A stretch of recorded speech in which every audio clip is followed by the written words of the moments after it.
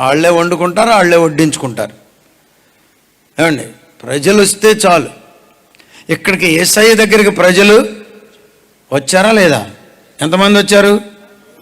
బహు జన సమూహం. ఎంత నాకు ఇష్టమో ఆ మాట.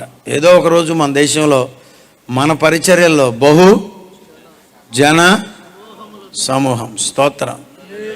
ఎక్కడికి వెళితే అక్కడ ఒక 10,000 మంది, ఒక 20,000 మంది, 1,00,000 మంది పోగడే రోజులు వచ్చేస్తాయి. ఇప్పుడే మన కలెక్టర్ గారు బాలాజీ గారు ఇటు వెళ్ళారు. ఇక్కడ అదే 1,00,000 మంది ఇక్కడ ఉన్నారనుకో, ఆయన కూడా ఏం చేస్తారు? ఇక్కడికి వచ్చి ప్రజల కొరకే కదా. ఎమ్మెల్యే గారు కూడా ఏం చేస్తారు? వచ్చి వెళ్తారు. స్తోత్రం. ఆమేన్. మా ఎమ్మెల్యే గారు కూడా మొన్న వచ్చారు, మాజీ ఎమ్మెల్యే గారు కూడా వచ్చారు. మాయేనండి మీటింగులు అని చెప్పారంట ఎవరో ఆఫీసర్ ఆపితే. చూసారా, ప్రజలు వస్తే నాయకులు వస్తారు. స్తోత్రం. ఇక్కడ ప్రజలు వచ్చినంత మాత్రాన మనం ఓ గంతులు వేయకూడదు, మీసాలు తిప్పి అసలు ఏంటనుకుంటున్నా నా వల్లే అనకూడదు. యేసయ్య ఎప్పుడైతే జన సమూహం వచ్చారో, యేసు ఎందుకు ఎక్కాడంటారు? ఈ సందర్భాలు మీకు గుర్తు చేస్తాను. కొంచెం వాక్యం అంటే ఇంట్రెస్ట్ ఉన్నవాళ్ళు ఇటు చూడండి. ఉన్నారా? ఒకరోజు ఉదయమే వెళ్ళిపోయాడు యేసయ్య. ఎక్కడికి? గెన్నెసరేతు సరస్సు తీరానికి. అక్కడ కూడా అప్పటికే బహుజన సమూహం. అప్పుడేం చేశాడు? ఒక దోణి ఎక్కి అని ఉంటుంది అక్కడ. ఏమండి గారు, ఎక్కడ ఏమెక్కాడు? దోణి ఎక్కి. ఇక్కడ ఏమెక్కాడు? కొండ ఎక్కి. దేని కొరకు అంటారు? బోధించడం కొరకు. అది స్తోత్రం. హల్లెలూయా. బోధ అనండి. క్రైస్తవ సంఘములో చాలా పటిష్టమైన ఆయుధాన్ని ప్రభువు మనకేమిచ్చాడు తెలుసా? బోధ. ఎందుకు క్రైస్తవ సంఘాలు ఇంత గట్టిగా ఉంటున్నాయని కొంతమంది తలలు బాదుకుంటున్నారు, పట్టుకుంటున్నారు. రే అసలు ఆ ముసలమ్మ, నిన్న మొన్న అక్కడికి వెళ్ళానండి. ఏ ఊరది? కలవపాముల.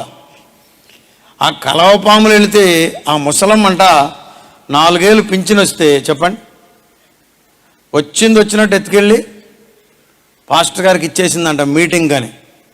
ఏమండి, పేక్ కోస్తే ఇస్తుందా ముసలం మామూలుగా? చెప్పండి. నా దగ్గర ఎక్కడ ఉన్నాయిరా చూసుకో, నా దగ్గర ఎక్కడ ఉన్నాయిరా, అయ్యో వాళ్ళు చెప్తే నమ్మవాయండి చూసుకో అంటది. అలాంటి ముసలం ఏం చేసింది చెప్పండి? పాస్టర్ గారు అన్నాడంట, అమ్మా మరి నువ్వు నెలల్లా బ్రతకాలిగమ్మా అన్నాడట. అయినా ఏం చేసింది? కాదులయ్యా, దేవుని పని జరుగుద్దుగా, సువార్త జరుగుద్దుగా, సువార్తలో అనేక మంది రక్షించబడతారు, దీవించబడతారయ్యా, దేవుడు నన్ను ఎలాగోలా పోషిస్తాడులే నాయన అని ఇచ్చిపోయిందంట. దేవునికి స్తోత్రం. హల్లెలూయా. అమ్మాయి వింటున్నారు మీరు? ఎక్కడుందంటారు మర్మం? అంటుందా, నిద్రపోతుంది అంద మళ్ళీ ఇట్లా అంటుంది. కొంతమంది నిద్రలో కూడా రెస్పాన్స్ బాగానే ఉంటుంది. నిద్రలో డ్రైవింగ్ చేస్తాను నేను కూడా. వాళ్ళు చేసేది వాళ్ళు చేస్తున్నారు. ఇక్కడ చూడండి అమ్మా. బోధ ఏముండాలి చెప్పండి? బోధ. ప్రభువు మనకు నేర్పించినటువంటి ఒక గొప్ప ఆయుధం ఏంటంటే బోధ ఉండాలి. సంఘాల్లో గట్టి బోధ ఉండాలి. సండే స్కూల్స్లో బోధ ఉండాలి. యవన బిడ్డలు ఉన్నారే, ముఖ్యంగా మగపిల్లలకి అయ్యగారు మనం ఏం చేయాలి? బోధించాలి. బోధిస్తేనే వాళ్ళకి పడుతుంది.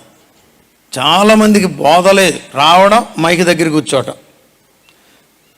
రావడం కుండల దగ్గరికి వెళ్ళిపోవటం. అదేమంటే వడ్డం చేస్తా అంట. వడ్డం తర్వాత చేద్దుగానిలే, ముందు నీకేం కావాలి? నీ జీవితాన్ని కట్టేది ఏంటి? బోధే, వాక్యమే. నీ జీవితాన్ని బాగు చేసేది ఏంటి? బోధే. స్తోత్రం. హల్లెలూయా.